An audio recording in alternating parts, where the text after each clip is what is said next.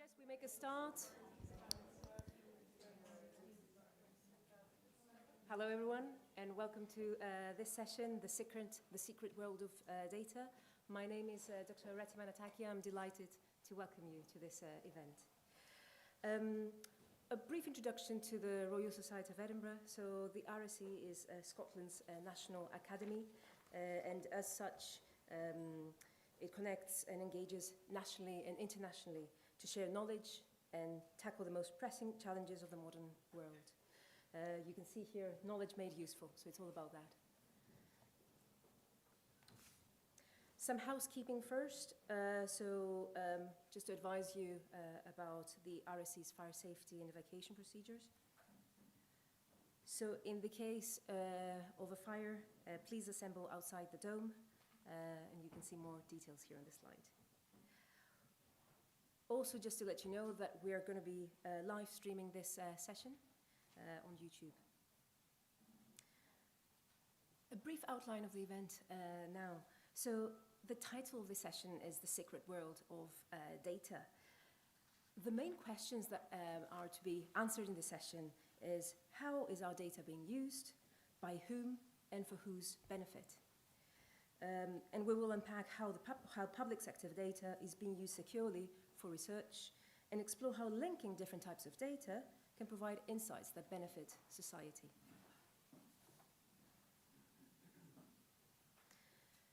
This event is part of the Curious program that is running in September from the 4th to the 17th, with a range of events offering insight from some of the world's leading experts on a range of topics addressing the theme of under the surface. I'd now like to introduce our speakers. So today we have Professor Susan McVie, Professor of Quantitative Criminology and co-director of SCADR at the University of Edinburgh. SCADR is the Scottish Centre for Administrative Data Research. Along with her, we have Jan Savage, Research Fellow in the same centre at the Edinburgh Napier University. And our last speaker is Harriet Bird, the engagement lead of SCADR at the University of Edinburgh. I hope you can join me to welcome them.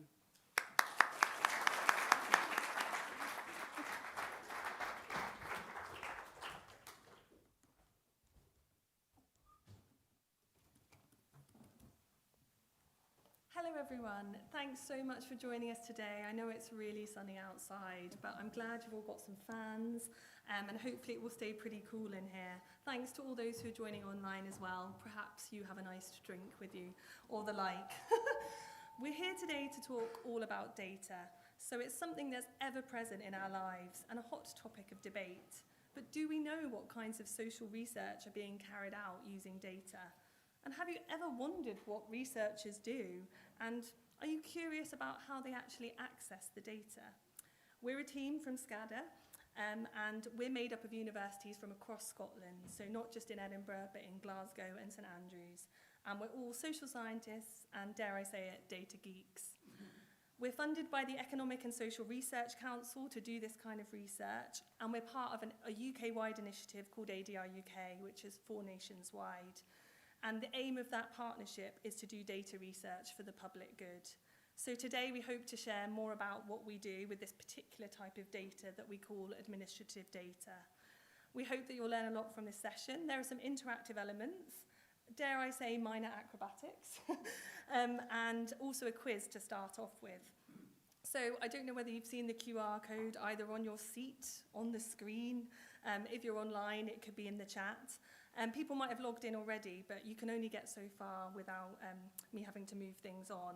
So we want you to do this quiz, and Susan's going to talk through it with the results, because we just want to get a sense of whether you know what on earth we're talking about and what we're starting with.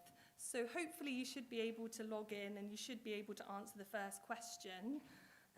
So let me know how that's going.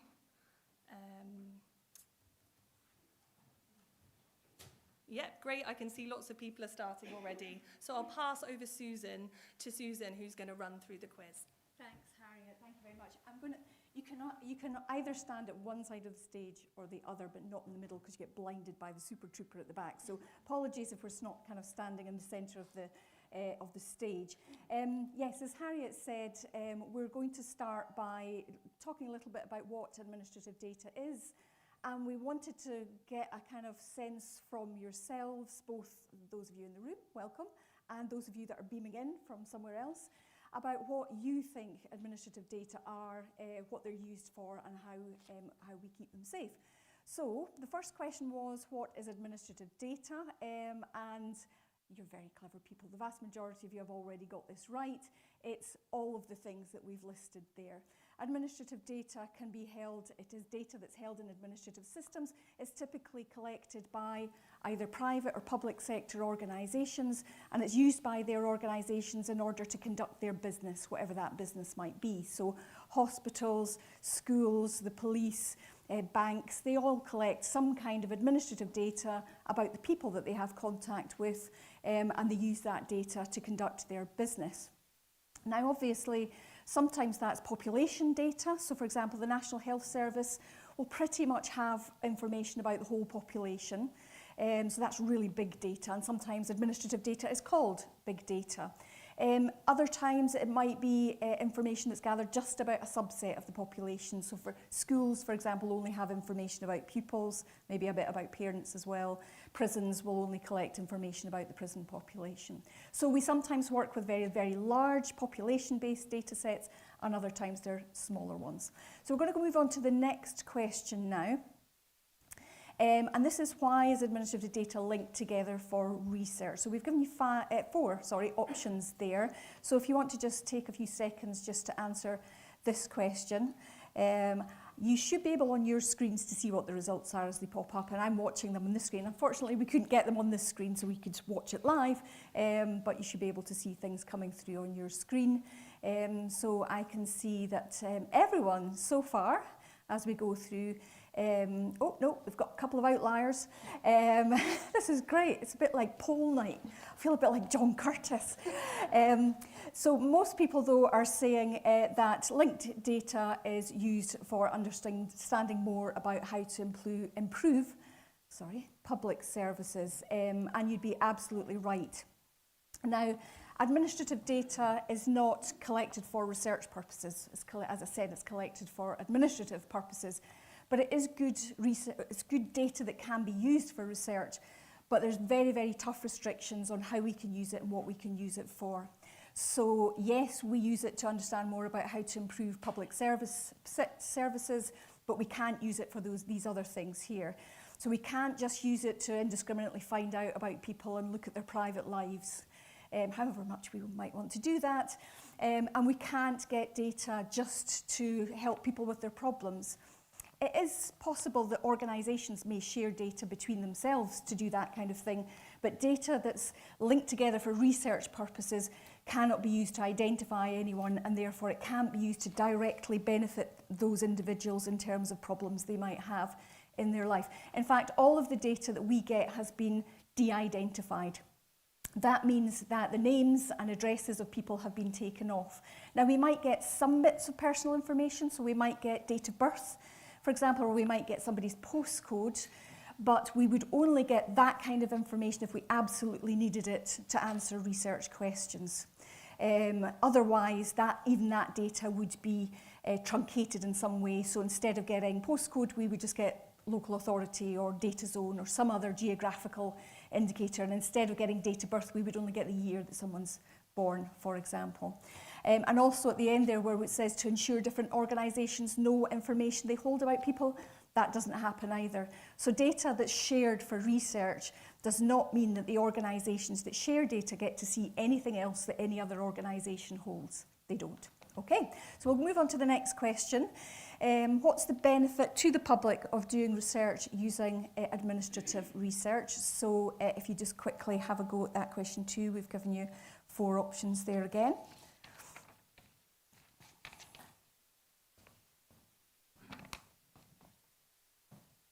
Okay, so a couple of people thinking that it's just for helping to improve services and better understand social problems. Most people choosing all of the above, and all of the above is correct. Again, these are just 3 of the uses of these sorts of data. It is used to help save lives. So there are people that are using administrative data, for example, to identify, the more effective treatments for cancer. It does help to improve public services. We do a lot of work with policymakers and practitioners to identify questions that are of value to them in shaping the way they deliver and develop services. And we also use it to understand social problems. A lot of research is done around things like inequalities, for example. So it feeds into government policy development as well as the development of practice within a lot of organisations. So we'll move on. Again, Harriet, the next question is, what do you think is the most important way to make sure people's personal data is protected? And we've given you 3 options: legal safeguards, physical safeguards, and ethical safeguards. So there's no right or wrong answer to this question. This is just what you think is most important. And we wanted to kind of get a sense of where people, were in the room around what kind of protocols they might expect to be in place for these kinds of data. So we're getting quite a few results coming through for all 3. At the moment, legal safeguards is in the lead, closely followed by ethical safeguards. Now I feel like a kind of racing jockey kind of. But actually, all of you are picking, one or other of these 3, and actually you need them all. So there is no one that is more important than the other. We need all of these 3 types of safeguards in order to make sure that everybody's data stays safe. It's no good just having legal things if you don't also have ethical protocols and physical ways in which we keep data safe as well. So we need all 3. And during the course of the presentation today, we're going to talk about the ways in which we keep data safe through all 3 of these routes. And I think, is this the last question or do we have 2 more? 2 more, okay. So this is just for us to get a sense about the way in which you think your data is being used. How confident are you that your data is being used safely for research?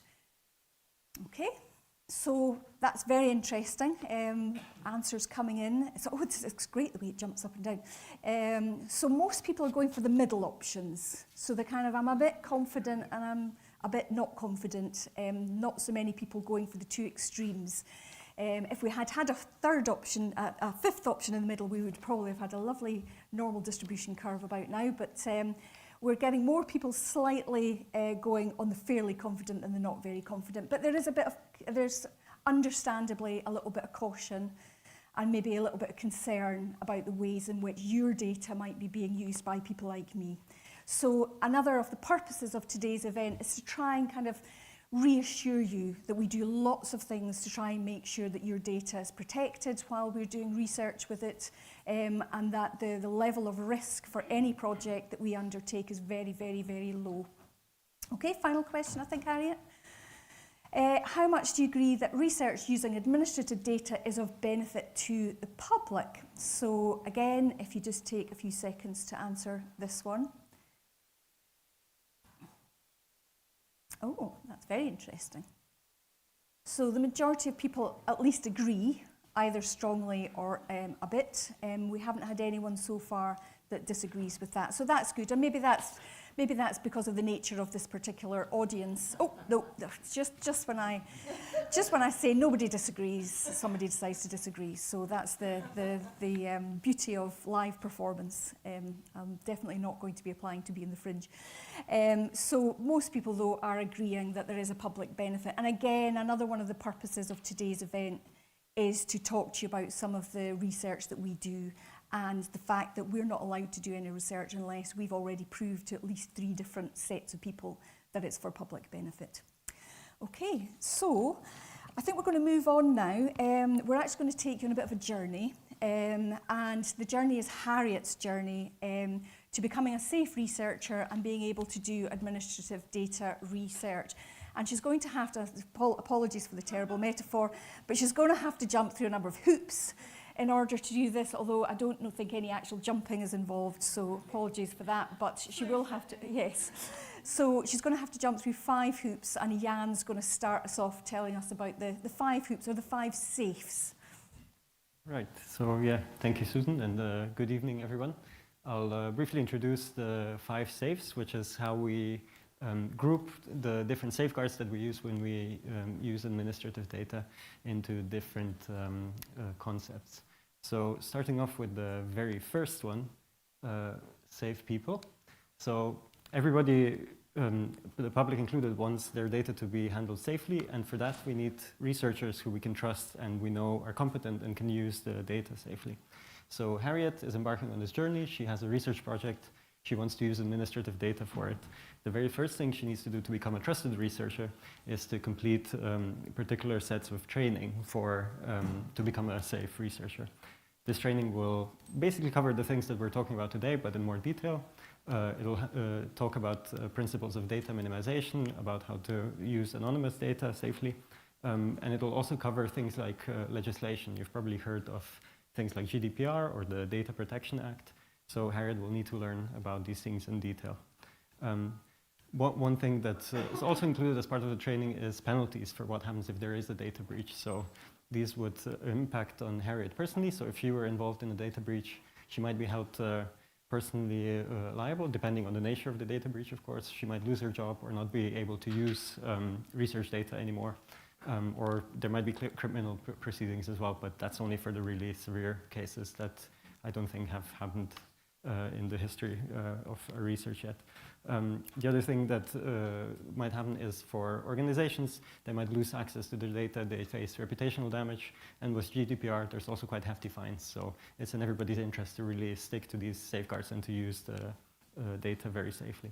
So once Harriet completes the training, she has to complete a test, and if she passes the test, then she gains her first hoop, so she becomes a safe researcher. Beautifully jumped through first. Thank you. Yeah. Okay, the second hoop that Harriet will have to jump through is to develop a safe project. Now, a safe project means that the research that she develops has to go through a number of different stages at which it's approved. It can take quite a long time to develop a research proposal for administrative data because we consult with quite a large number of people when we're developing the research questions and thinking about what we want to ask. We very often work with policymakers or with practitioners to talk to them about what are the questions that would be of most benefit to you and to the wider public. Once we've got our draft research proposal and our questions, the first thing that Harriet will need to do is to get it through an ethical approval panel. Usually the ethical approvals are done by universities, so the lead researcher usually submits it to their university. And the ethics panel are looking to make sure that Harriet has understood GDPR, that she's understood GDPR and she's conformed to all the GDPR requirements about the data she wants, that she's understood the Data Protection Act and that she's conformed to all of those, that she's thought carefully about what data she's going to need to analyse, and she's only asked for the data that she needs, so that's the data minimization principle that I mentioned earlier. And the ethical review will also be looking to make sure that she understands how to keep the data safe, how to make sure that anything she produces from the research isn't going to identify anyone or isn't going to be used in a way that might stigmatise communities. That's something that we get a lot more questions about these days, is, you know, if this is something that's challenging, for example, it's about drug use, for example, you know, are we going to make sure we only release results that don't stigmatise specific communities or specific groups of people? So ethics is first. She then will need to speak to our very lovely public panel. So SCADR has a group of ordinary members of the public, excuse me, but people that have an interest in data. And the public panel will review all of the research projects that we devise, and they'll look at it through the lens of, is this what a member of the public would expect to be done with their data? And would members of the public have any objections to their data being used for this particular purpose? And the public panel are really great. They're very challenging. They ask us a lot of really difficult questions, and that will allow Harriet in her data journey to improve her research proposal. The final stage she has to go through is to get approval from what's called the Public Benefit and Privacy Panel, or PBAP we call them. And there are two public benefit and privacy panels in Scotland. There's one that looks after health data and is led by a group called the Caldecott Guardians. So they're a group of data controllers and people that look after health data. And there's another one for data that's sort of like census data or data that's held by the Scottish Government. And depending on the nature of her project, she might have to get approval from both of those different groups. They are also pretty tough in terms of their reviewing the proposals, and they will make sure that she's gone through all the ethical protocols and she's considered all the legal safeguards, and that she is our safe researcher before she gets that. And once she's done that, she can jump through her third hoop. Oh, her second hoop. She's only got 2 hoops. 3 to go, people. Jan. Right, so coming to the third hoop, which is safe data. I've already mentioned the principle of de-identifying data and of data minimization, so I'll talk you through more what that means, because these are basically the most essential things that we do when we try to make data safe. So when we work with data, we want to de-identify it, which means removing any personal identifiers, things like names, addresses, dates of birth, things that could possibly be used to identify individuals from the data sets that we're using. And I'll show you an example of how that works. So, starting from just a kind of example of a data set that Harriet might want to work with, you can already tell that there's quite a lot of personally identifiable information in this data set. We've got names, we've got dates of birth, we've got addresses, and lots of additional details. So the very first step that we would do in this example, you see there's a name. We would remove the name, and we will replace that with a randomly generated identifier. So this identifies the individual within the project, but would be different for each individual research project, so that you can't tell the same person across different projects. The next piece of information here is the date of birth. Harriet might request that from the data provider, and the data provider might come back and say, actually, we think that's quite a lot of data to request. Would you be okay with just a year of birth? Because for most projects, we're really only interested in somebody's age at the time of the study, as opposed to their full date of birth. So Harriet might say, okay, yeah, that's fine, that's enough for my project. So we would replace that with birth year. The next item here is an address. You normally never need an address for a study. You might be interested in things like area-based social deprivation, or whether people live in an urban or rural area, for example. So in this case, the data provider might say, would the city where somebody lives in be enough? And Harriet might say, yeah, that's okay for this project. The next item here is an income, which is given as a precise figure. And the data provider in that case might say, we don't want to share precise figures for this project, but we could categorize people, put them into income brackets, for example. Is this acceptable? And Harriet would say yes. So we only get a income bracket instead of a precise figure.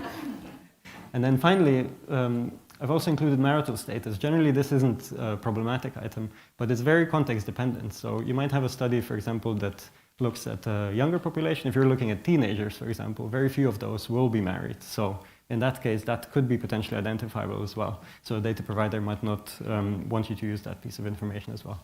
Except, of course, if you were studying marriage in teenagers, for example. So all of this is done before Harriet actually sees any of the data. So this would be done by a data provider or by a trusted third party who processes the data on their behalf. So that once Harriet gets the data, it's already anonymized, and she's already negotiated a kind of minimal data set based on what she needs for her study. Like Susan said, you can't just say, I want all of the data and I'll figure out what I need as I go along. You need to specify exactly what you need, and it's a kind of back and forth through the application process of specifying what it is that you need, and then how much the data provider is still willing to share so that it's still for the public benefit. So once the data has been made safe, Harriet can have her third hoop. She's using safe data. And we'll move on to the fourth safe. So the fourth hoop that Harriet has to jump through is the safe settings hoop. So we've dealt with a lot of the legal requirements and the ethical requirements. The people that are working with the data before she gets it have dealt with a lot of the issues around making sure the data is de-identified. But once Harriet gets her data, she needs to make sure she uses it in a safe setting. Now, she doesn't just get sent an Excel spreadsheet through some sort of unencrypted email service. The data that Harriet will get will be held in what's called Scotland's National Safe haven. So this is an example. This could be Harriet's project, and she's asked for a variety of different pieces of information from some data sets that are held by different organisations. We've got 5 here. As you can see, the arrows all go into the safe haven from those organisations, so that nobody gets to see someone else's data, as I said earlier. All the data that's provided into the safe haven is then linked together, and as I said, it's de-identified so that Harriet or any of the other researchers that are working on the team don't ever get to know whose data these belong to. And as far as possible, the team that do this work, this is done by, I have to read this out because I can't remember, Electronic Data Research and Innovation Service at Public Health Scotland, or EDRIS. So the EDRIS team work with the data. Every project will have a coordinator, and that coordinator will make sure that the data that's provided to the researchers is completely safe, has had all the appropriate de-identification. As you can see there's the project space that Harriet and anyone that's named on her approved research proposal can access the data through that project space. But it's got a blue mark around blue box around the outside of it, because Harriet, in order to get into that space, will need to go through at least 4 different forms of password protection or mobile phone authentication to actually get into her project space. And only the people that are named on it can get access to that information. So it can actually take quite a long time, and if you don't keep working in it, you get timed out within about 10 or 15 minutes. So sometimes you're continually having to remember to put in very, very long passwords. Now, the project space is the place where the research data is held and where Harriet can access it, but she also has to think about the physical security of where she is. Now, we do have a number of safe pods around the UK based in some accredited universities. There's not very many of them, but these are the kind of top secure environments where you can't take anything else in with you except a piece of paper and a pencil, and it's all designed in a way that allows you to do completely safe data access. There aren't very many of those across the country, and not enough for all the researchers that need them. So researchers can access the data from their offices within the university, but there are a lot of strict protocols around what they can do. So if Harriet wants to be accessing the data from the office in her work, she will have to make sure that no one else can see her screen. Now that might be that she's in a room by her own, or we do have some kind of screen guards that we can put around screens so that people can't see it. She needs to make sure nobody's standing behind her or looking at the screen at any point. If she steps away from the computer, she has to lock the screen. If she steps out of the office, she has to lock the office. She can't download or upload or copy or paste or anything within that environment. She can't take screenshots of anything. She can take a few notes, but she's not allowed to copy anything from the screen itself, and that would be considered disclosive. All of that has to be done for her by the EDRIS coordinator. When she's in the project space, the EDRIS coordinator can monitor what she's doing at all times as well, so there's always a kind of audit trail about the work that's been done. So that's, once Harriet's done all of that thing and she's working in a safe setting, she's jumped through her 4th hoop. Our 5th and final hoop, which is safe outputs. What we mean by outputs is basically anything that's derived or from the data that Harriet's seen in the safe setting. So she might produce graphs, tables, maps, for example, that sort of thing, that she will then use in reports or in scientific papers or presenting at conferences or giving public talks and so on. So before any of the summary of this research, any of these outputs can be taken out, they have to be checked that they're not disclosive through a procedure called statistical disclosure control. So once Harriet's produced a graph, for example, she submits it to her research coordinator to be checked, and it goes through the procedure. And I'll show you an example of how that might look like. Essentially, through this process, what we're trying to do is we're trying to prevent individuals to be re-identified from the data. So even though we're working with data that's been made anonymous in one of the previous safes, it's still sometimes possible to identify individuals, especially in small geographic areas, for example, and I'll show you how that might work. So we've created a completely made-up example of a piece of research that Harriet might be working on. And in this case, Harriet is interested in people who were bitten by horses in 2022. And she's looking at 3 different geographic areas. this example has been contrived so that there's two large areas, Glasgow and Aberdeen, and then a very small one, Kirkwall and Orkney. And Harriet's found that in 2022, this number of people in the different areas have been bitten by horses. There's quite a few people with horse bites in Glasgow and Aberdeen, but only 2 in Kirkwall and Orkney. And for example, if you were from there, you might actually recognize this and go, hang on, I think I know one of these 2 people. Or there might have been a newspaper report where that person has been named, which means that through using different pieces of information like that, you might be able to identify who this study is about. And this gets really problematic, especially once you add more information about these people. So we'll add another piece of information to this, which is we're looking at some kind of potentially embarrassing medical condition that these people don't necessarily want to be shared with the public. So now what you can see is 12 of those people in Glasgow and 17 in Aberdeen also have this embarrassing condition. And one of those 2 people in Kirkwall has this condition. Now, if you were able to figure out one of these 2 people in Kirkwall, I know, now you also know something about their medical history. And as researchers, we absolutely want to prevent that. You shouldn't be able to identify individuals or their medical history from our research. So what we've come up with is a kind of arbitrary rule in that whenever you publish anything like that, your research shouldn't kind of describe fewer than some number of people. In some cases, that would be 5 people. In some cases, it would be 10. So when Harriet produces this table, she submits it to her research coordinator. It gets checked for disclosiveness. The research coordinator might say, actually, this is dealing with a very small number of people, so there is a risk of identification. So can we actually suppress these figures instead? So this is what it might look like. Now, instead of reporting the actual figures, we just say there's fewer than 10 people in this category. Now, if you're reading this, even though you might know somebody who's included in this, because you don't know how many people there are, you can't really tell whether this other category applies to them as well.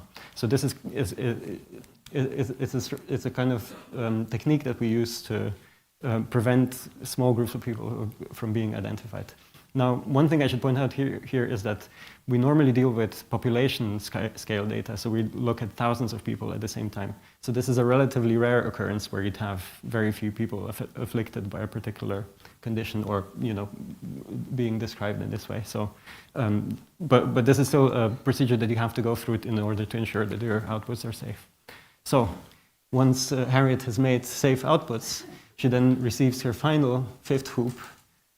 She's created safe outputs. She can publish this, she can publish papers, she can talk about it in the public, and she's completed the entire procedure.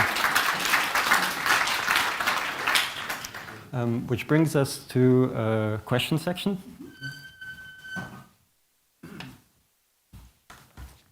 So thank you all very much for the very interesting presentation. I'd like to invite people for questions, just a 5-minute Q&A session to explore further these topics. So I'll start with a question about processes. So suppose I'm a researcher that has a really cool idea about a project that needs public sector data. How long does it take for me from the day I decide to go for it and have, I think, a pretty good idea of what I want to do, to actually getting access to the data? Well, different projects take different lengths of time. The simpler the project and the less the data you're asking for, the quicker it'll be. The more complicated the project and the more data you want, the longer it will take. Projects can take, it's difficult to get a project done in less than 6 months. So you'd be looking at a minimum, I think, of 6 months from coming up with your research idea to being able to submit. But that's a very conservative estimate. In reality, at the moment, because it's relatively early days in terms of the procedures we're using, and also because there's been an expansion in people wanting to use these data, it can take a year, sometimes 2 years, to get from your idea to your data. So yeah, it's not the kind of thing, if you want a quick result, or you're doing a funded piece of research that's time limited, then it's maybe not the research area for you. Okay, thank you. Any more questions from our audience? Thank you. Can you hear me okay? Yeah.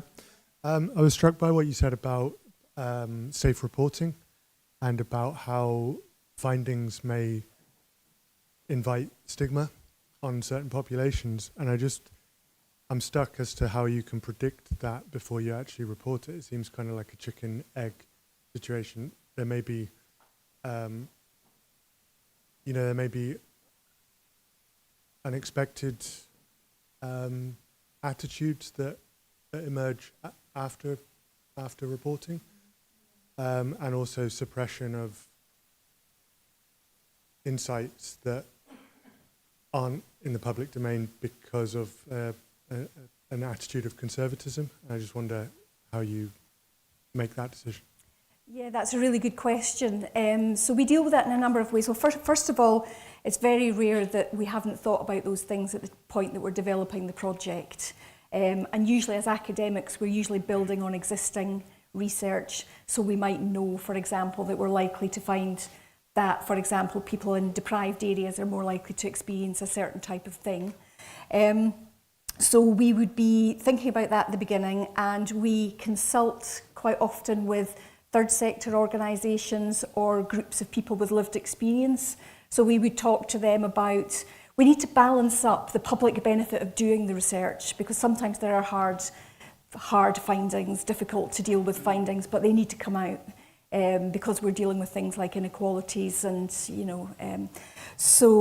but we have to think sensitively about how we release those findings. And we quite often work with, as I say, third sector organisations or people that represent groups with lived experience in order to do it in a sensitive way. Of course, what the media does with it when the media gets hold of it is just another thing completely. I've been on the wrong end of media reporting many times over my career. I think you just sometimes have to take that on the chin and make sure that anything you put out as a researcher is done as sensitively and ethically as possible. Thank you. We have time for one more question, and there will be more time for questions at the end. Yes. Oh, I think we've got one here. We'll take two. Then it's two questions. A related question to that was just asked. Sometimes the nature of the research is you are going to find this out. I mean, the classic is homosexuals and AIDS in the 1980s. This does have the effect of stigmatising. On the other hand, it's also the basis on which you channel funding for directed education programs. So how do you weigh these up? Oh, that's a difficult one. I mean, as you say, because all of the research we do must have public benefit, we have to have thought through very carefully what that balancing act of public benefit versus potential harm to the public. It might be that on some occasions we don't release all of the research findings publicly. So we might release some of the research findings publicly, but only use certain data to inform public policy or practitioners, for example. If it was considered that a finding was so potentially harmful that it would have unintended consequences, then I think we would have to make quite difficult decisions about whether that was released. The other thing we have to weigh up, though, is this is publicly funded research that most of us are doing. So if it's publicly funded research, should we always publish it? Before things are published, we always discuss it with, other groups, as I said, people with lived experience. We'd probably take something that's really tricky like that back to our public panel and talk to them about how we release the results as well. Just because you can do this kind of research doesn't always mean that you should, and that's one of the first things we have to think about when we're developing any research, is about, what are the potential harms in doing this particular piece of research and making sure that any public benefit outweighs that harm. So I hope that kind of answered your question. And just to add to that maybe is also just the framing of results, to not have kind of too much negative language, and as Susan said, working with, say, if it's children in care experienced children, getting a sense of, they don't want to just have headlines all the time that say your chances are, kind of working out how you can positively frame some of those things and show that this research is being done to help improve those outcomes. It might be highlighting that the outcomes are poor, but that the aim in doing so is to help government and policy to make better decisions, rather than kind of being, just this is what's going to happen in your life, kind of contextualising, and so it's also about framing findings and language as well around certain groups. Okay. One final question before we move to the presentation. Subjective data, looking at the inputs, the one from schools, there's an element of subjective data there, as well as sort of non-subjective data. So how do you account for that? Not only in schools, but I know schools, there's a lot of subjective data. Well, like any research that uses data, you need to understand where that data has come from and how it's been collected, and the processes by which it's been collected, the purpose for which it's been collected. I mean, when you say subjective, I mean, some of the data is just very objective data, very kind of hard numbers. We don't get an awful lot of qualitative information through administrative data sets.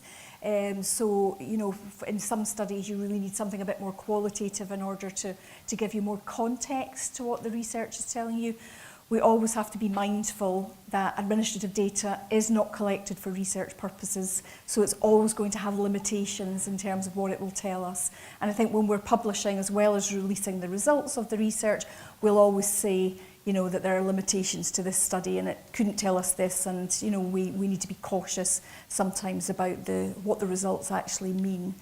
Quite a number of us also do qualitative research on the side, as it were, just so that we've got more of a balance. But the administrative data work is what it is.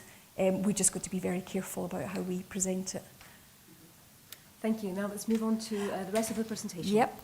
Okay, this is the final section. I'll go really swiftly through this bit. So now that we've talked to you about the process and about the way in which we go about conducting the research and getting to the point of having data, we wanted to tell you a little bit about some of the research we've actually done. And as Harriet said, we're a group of researchers from across Scotland. We all have different disciplinary backgrounds and areas of research that differ. This is 6 of the kind of main pieces of research we do. You can find out much more on our website, but we do research around things like employment patterns, inequality and access to employment. We do work around health and social care, which Jan is going to talk about in a moment, but we do a lot of work around health and social care services, how they're delivered, and, you know, what the kind of inequalities in access to that is, and what kind of services we're going to need in the future, because we can look at population change. We do a lot of work around children's lives and their outcomes, particularly in the policy sphere.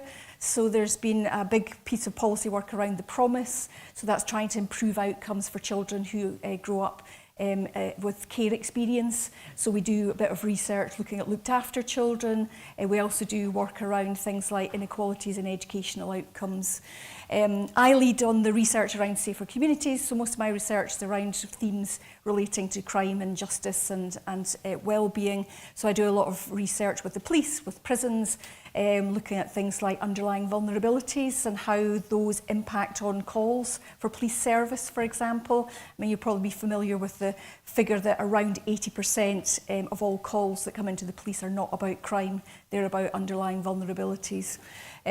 We also, in addition to health and social care, we have research around, on lifelong health and well-being. So that might look at things like how we can lead a more active and physically healthy lifestyle. We've got research on the benefits of cycling to work and the benefits of joining organisations like the Scouts and the Guides for your kind of long-term well-being.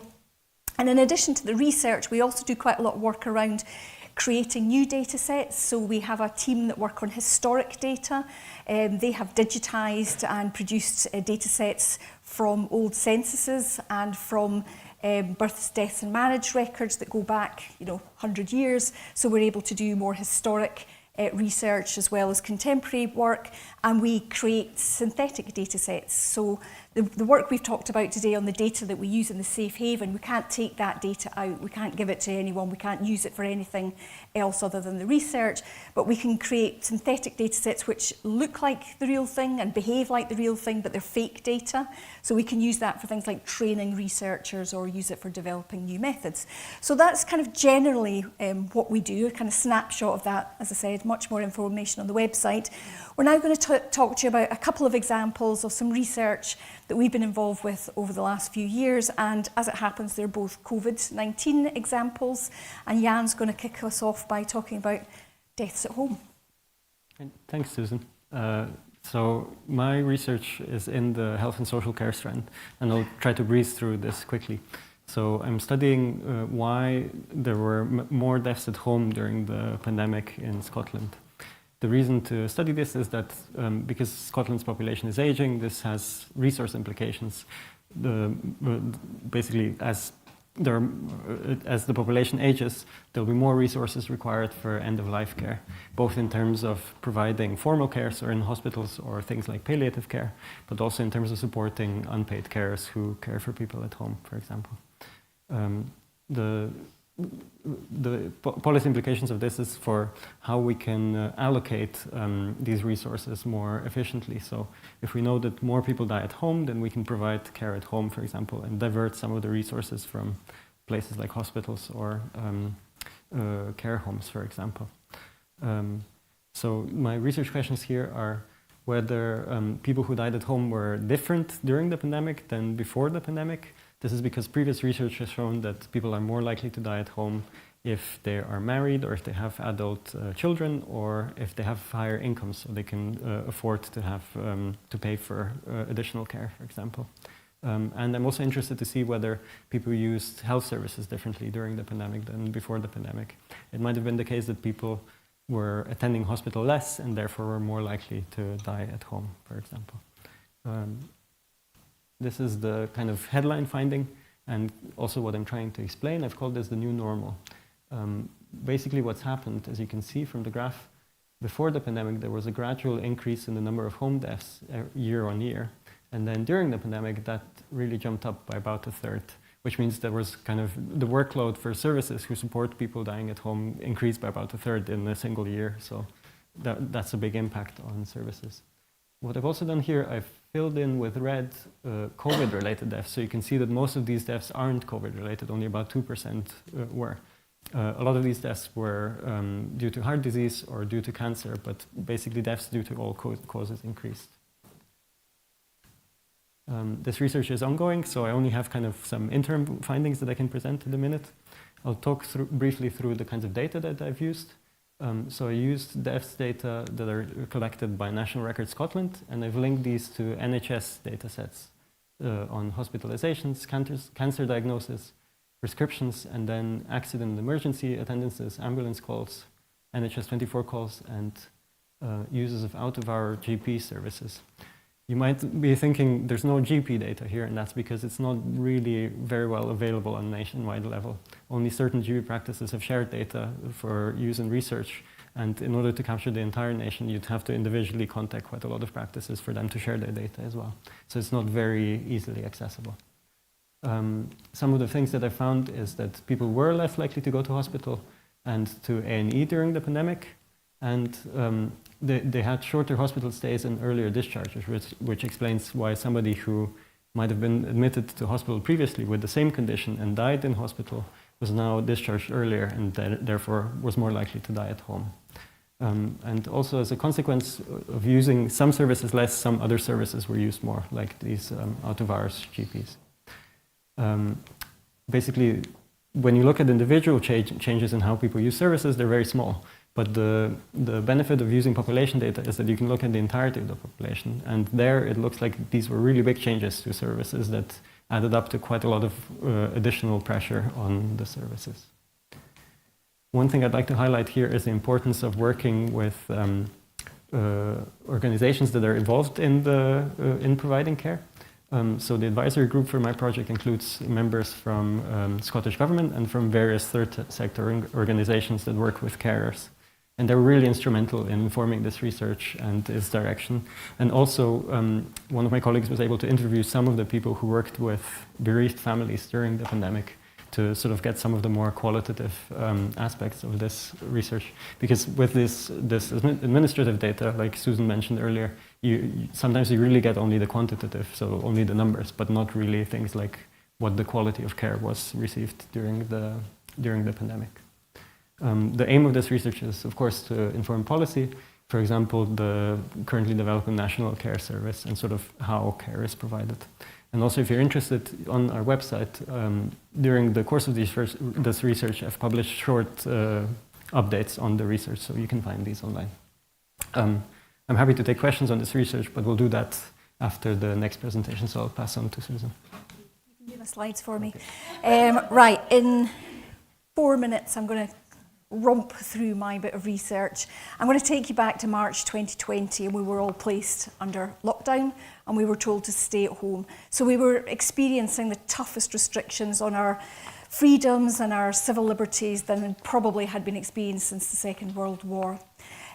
All 4 UK governments at that time agreed that we needed police powers to be introduced in order to make sure that people complied with the new public health regulations that were brought in. And so the police were given powers to enforce the regulations. For the most part, that involved giving people fines, but in extreme cases, people could be charged and end up in court. So the police were actually having to straddle a pretty fine line, because on the one hand, you've got people saying, fine more people. There's all these people out there doing things they shouldn't be doing. The police should be out fining everybody that's out and about. On the other hand, you've got people saying, it's too heavy-handed to use police fines. The police shouldn't be involved in this. This is about individual responsibility. So police are doing a kind of pretty tough job going out, you know, having to be on the front line without their priority for vaccination, etc. And for the most part, they used what was called the 4 E's. So the first E was engagement. They would engage with people and find out a bit about why they might be out when maybe they weren't expected to be. The second one was they would explain the regulations if the person wasn't clear about what they could and couldn't do. The third thing was to encourage. So if the person was a little bit reluctant to follow the rules, they would encourage them strongly to do that. And if necessary, they would move to enforcement, so use of a fine. And at the beginning of the pandemic, a fine was £60 right across the UK, and it was reduced to 30 if you paid it within a certain period of time. Now, £30 fine doesn't sound like a lot of money to most people, but for some people £30 is quite a lot. And actually what we found in terms of patterns of fining over the course of the pandemic is that people living in more deprived areas were more likely to be fined. A lot more likely in some cases, particularly at the beginning.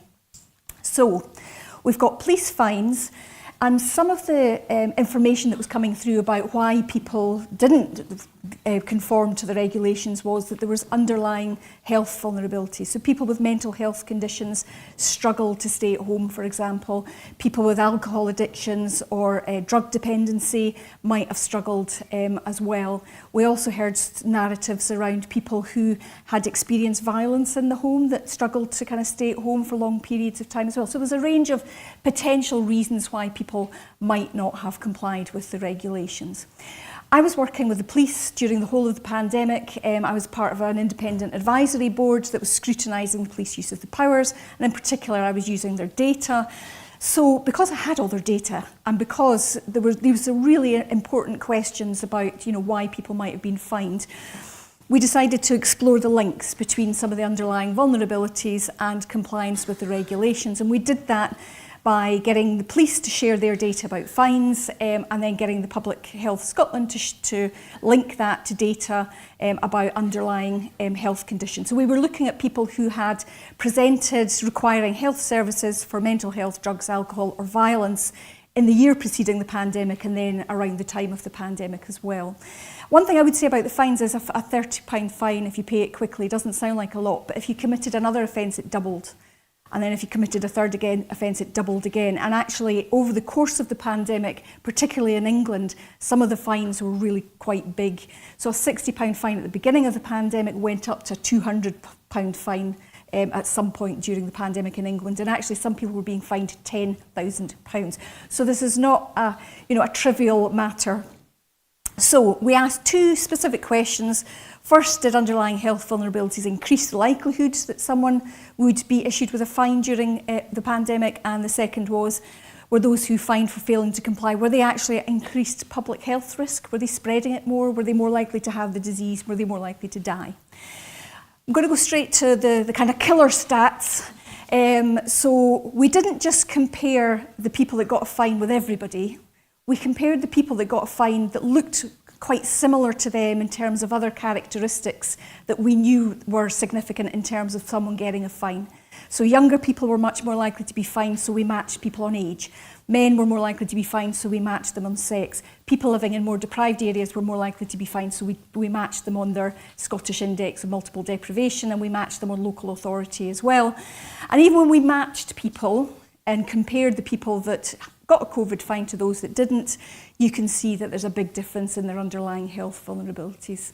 So the people that got a fine were almost 5 times more likely to have presented with an underlying mental health around that time, around 7 to 8 times more likely to have presented with an alcohol or drug addiction, and more than 10 times likely to have presented to a health service because they'd been a victim of violence.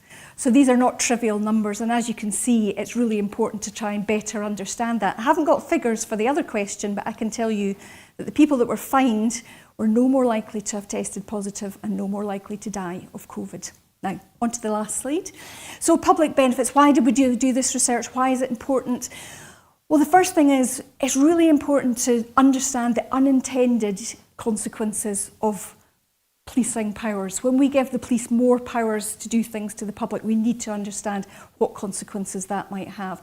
And in this case, we know that the people that were fined were much more likely to be from deprived backgrounds. It's really important to look at government policy, particularly in the context of a public health crisis. If we don't look at this now, when another pandemic comes along, we'll make the same mistakes again. I mentioned stigma earlier, and there was a lot of stigma around people that weren't complying with the regulations, and we wanted to do this research to show that actually there were some quite good reasons, potential underlying reasons. Now, we don't have the exact reasons because we're not looking at individual cases, but this is making associations between health vulnerabilities and behaviours. And we wanted to generate robust data that would inform better, fairer and more effective policies in the future. So that's a little bit of a snapshot of some of the research that we've done. We've now got some time at the end for questions. Hopefully I've not used too much time. Okay? Thank you, Susan. Thanks.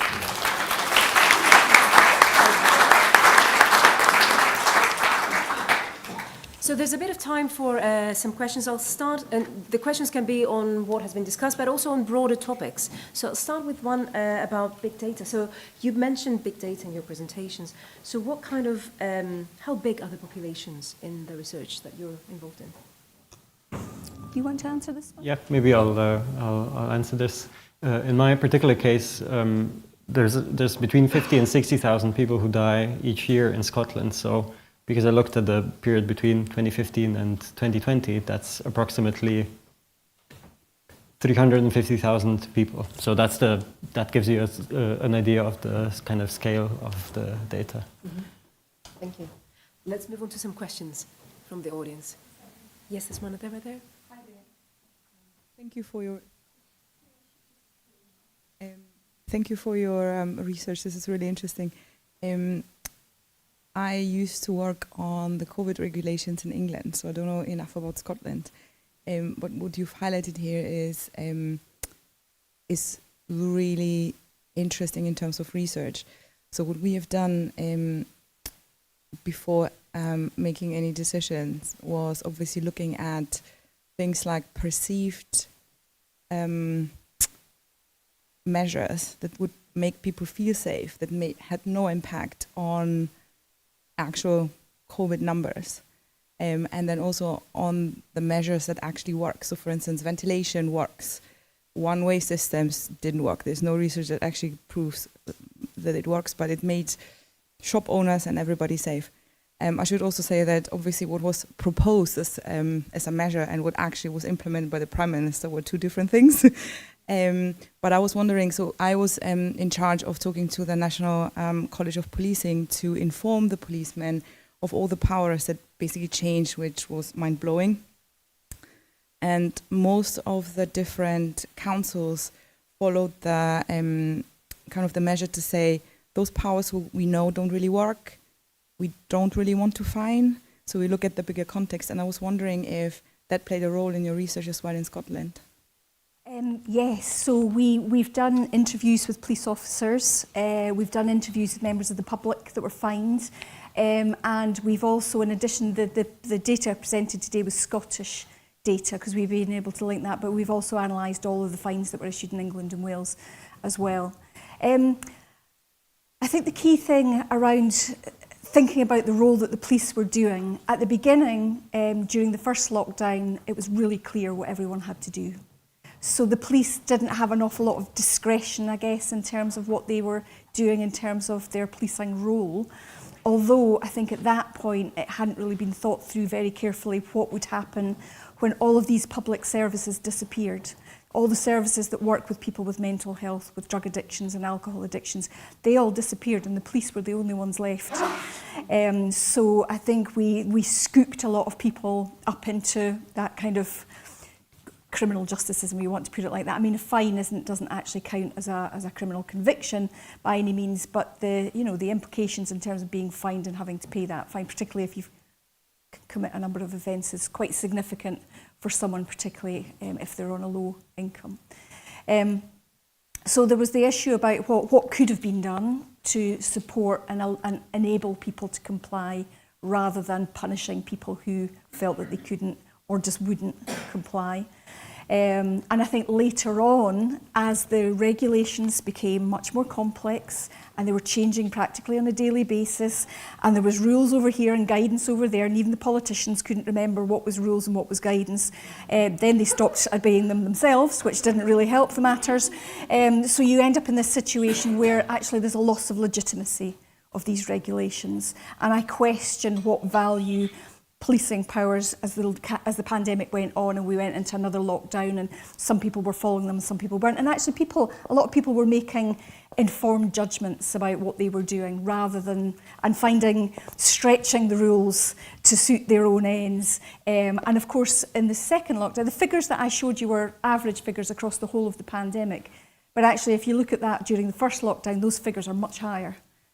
And they're much lower during the second lockdown because a much wider swathe of the population were being fined, particularly young people, particularly because they wanted to party with their friends and they hadn't been able to go out. But actually it increased across other age groups and a lot more across the demographic spectrum as well. So we had police officers telling us about being called out to houses where they would normally only go if the person had been a victim of crime.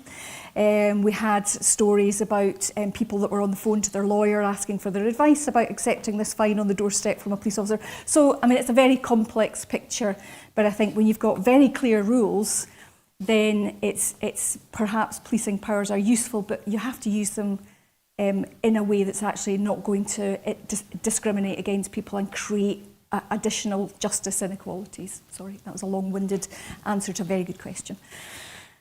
So you mentioned it takes quite a bit of time to do this research. Obviously, current thing at the moment is generative AI and the use of language learning model to speed these things up. Have you, got any view on that, and specifically the unconscious bias element of that through your safe steps? Who checks for unconscious bias through your data sets? Oh, that's a good question. Well, I mean, we don't so much use AI for the kind of work that we do, although I'm aware that I think Scottish Government are starting to look at more details at how AI, machine learning, algorithmic work might be helpful in developing more data sets for use in the future. Obviously, with anything that you can't see its brain working, you have to have kind of ask questions of that and make sure that, you know, all of the things that we've talked about in terms of ethics, legal restrictions and safeguards that we put in place to do this research would all apply to AI. But the limitations around what it's telling you and the assumptions you make about some of the results, you have to be very careful about that. There's some really good examples, for example, in China, of data scientists getting hold of data, facial recognition data, and constructing models that tell you if someone's going to be a criminal based on the configuration of their facial features. You know, that is, in my book, very against the ethical protocols that we would work with. But if you create data and put it out there, people will use it for all sorts of purposes. We've got to make sure that, you know, we do have protocols in place for safe and legal and ethical research, and make sure that we call out research that's not done according to those kind of protocols. Great question, though. So we have time for one final question. I believe there was a hand up a while ago. Yeah. Thank you. Very interesting. I have a question relating to maybe the health or COVID death data, or coming back to that, about the kind of assumptions, if I may say that, you made at the end of people being less likely to access certain services versus being able to access the services at the time. So I was just wondering about those kind of judgments from like more individual perspectives of population versus kind of societal or socioeconomic, socio-political challenges, and how you deal with that in terms of this is the data and this is kind of some of the events that happened in terms of staff shortages in the NHS, people not being able to access certain services, more pressure on mental health on people, etc. So I think there's a lot more that obviously doesn't appear in the quantitative data. Thank you very much for that question. I think you've essentially paraphrased the discussion section of the paper that I'm writing, because that's exactly the case. All of these things apply. Often with administrative data, like we said, this is data that isn't collected for research purposes. So you get what you're given, you look at what's there, and then you have to interpret it. So we don't know for any individual person whether they decided not to go to hospital or whether they couldn't get to hospital, or what the reasons were. So the best we can do is just describe exactly the context that you mentioned, and then supplement that ideally with another study where we interview people to see what their experiences were, because the experience is something that's not recorded routinely. Yeah, or is there potential to then draw on other data sets to say, for example, NHS staffing or other employment history for the interpretation of different? Yeah, that's another very, very good suggestion. Yeah, so there is there are data collected on workforce data, for example. So we could look at how many people were employed over time during COVID, whether people were laid off at the start or left their jobs, and therefore also look at the availability of staff. And yeah, that will be one of the ways that we explain what's happened. Yeah, thanks. A very, very good question. So I'd like to hand over to Harriet for a minute before we conclude the session. I don't think we've really got time, but essentially you can log back in a second if you want to. We just want to see if people feel any differently than they did at the beginning. So do they feel more confident about the safeguards in place and so forth? But I'll let the closing remarks happen. I'll get it up on Mentimeter, but absolutely no problem if you've got to rush off. So thank you all very much for attending. A big thank you to our speakers, Professor Susan McPhee, Jan Savage, and Harriet Bird.